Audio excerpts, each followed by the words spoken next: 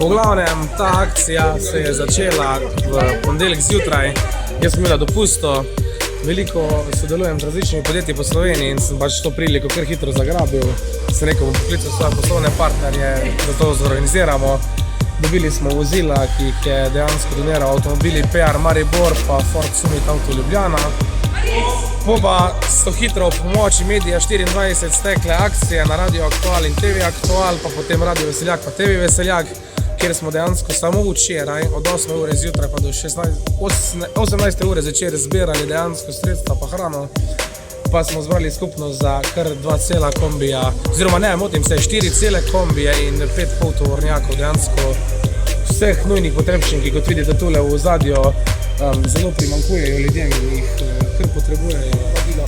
Ja, mi smo z veseljem sprejeli povabilo, povabil nas je Sergej in smo pač takoj pristopili, povabili naše stranke in ljudi v Mariboru, ki so takoj bili pripravljeni nam pomagati, tako da smo v kratkem času smo res dosti zbrali za 5 polnih terenskih vozil in ljudje še sprašujejo, če še lahko pripeljajo k nam, tako da bomo še z veseljem nadaljevali. Tako da zahvaljujemo se Mariboru in vsem, ki so nam pomagali pri prevozu. Na pomoč so nam priskočili številni prostovoljci, da smo lahko te prve dni organizirali celotno logistiko tu na letališču. Sem je prišla Vojska Slovenska in seveda iz vseh tujih držav. Helikopterji danes tukaj prevažajo ves material, od hrane, sanitetnega materiala, orodja v Zgornjo Mežiško dolino. Sem potekajo pravzaprav konvoji hrane, pomoči iz drugih regij, tudi iz tujine. Tako da tu je res postal pravi logistični center in res